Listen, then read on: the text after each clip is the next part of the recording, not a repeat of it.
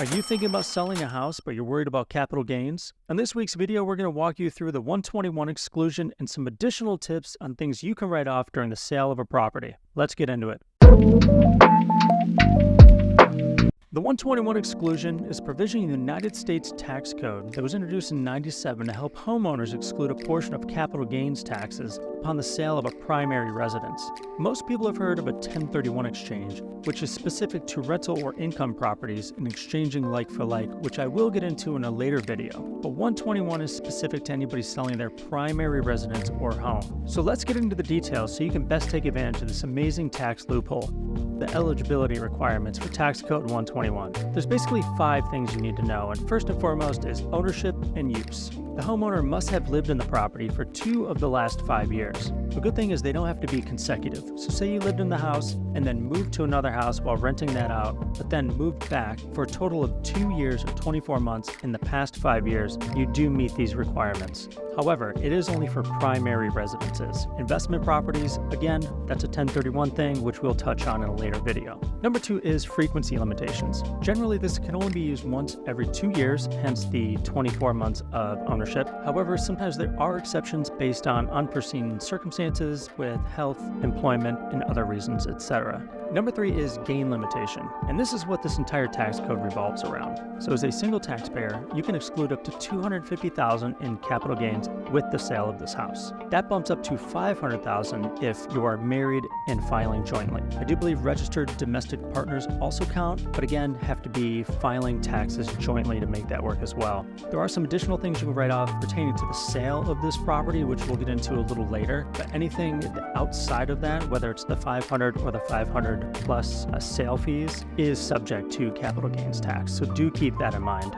Number 4 is in reference to non-qualifying properties. So again, there are tax codes that are specific to investment properties, but 121 is specific to primary residence. So rental properties, vacation homes, any properties used for business are not going to qualify. There are things you can do in regards to that product type, but this one specifically, again, primary residence, lived in 2 of the last 5 years, doesn't have to be consecutive, but 24 months of this place being your primary residence is a must. Lastly, number 5 is provisions for special circumstances. There are some provisions for members of military, foreign service, and special intelligence, which may give an extension of ownership and use if you end up needing that. Okay, now let's get into a couple quick examples. Let's say you bought your first home a few years ago, and let's say you got a new job and you're moving areas, or you just want to check out a new part of town, or maybe the family's growing, you need more room. Whatever the reason is, you decide to sell your home, you bought it $500,000, you put it on the market. Let's say it sells, again, quick and dirty math, sells at $1 million.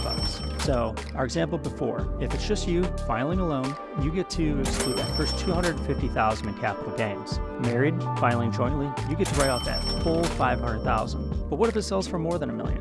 What if it sells for, let's say, again, for math, 1.1? You and your partner, you're able to write off that first $500,000, and as of right now, it looks like you're going to have to pay capital gains tax on that last $100,000, or do you?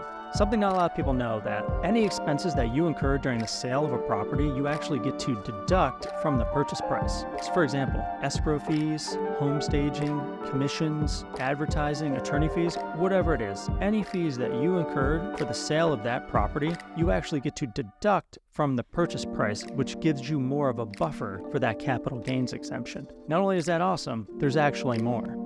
So to piggyback off of our last point, other things you can do to not only increase the value of your home, but also deduct expenses are home improvements and repairs. And this all boils down to timing. So if you're prepping your home for sale, and let's say you expand a room, whatever you do to increase the value of this home, you get to deduct all those as well. Here's the catch. All of these are essentially on a time limit. So you have 90 days from the sale of the home to claim these deductions. And anything you put into the home has to be specifically towards the improvement of the home in order to sell the home.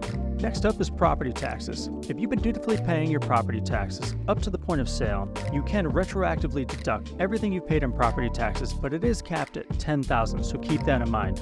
Lastly is mortgage interest. Just like property taxes, you can deduct the mortgage interest that you paid during your time of ownership of the home. However, the scenario is going to be a little different based on when you bought the home and your tax filing situations. This is something you're going to want to speak with a CPA about. I hope you found this video useful. If you have any additional questions or you're thinking about selling, please click the link in the description for a one-on-one Calendly and we can go through your details of your specific situation and see how we can help. Again, if you found this video helpful, please like, subscribe, and we'll see you next week with more real estate tips.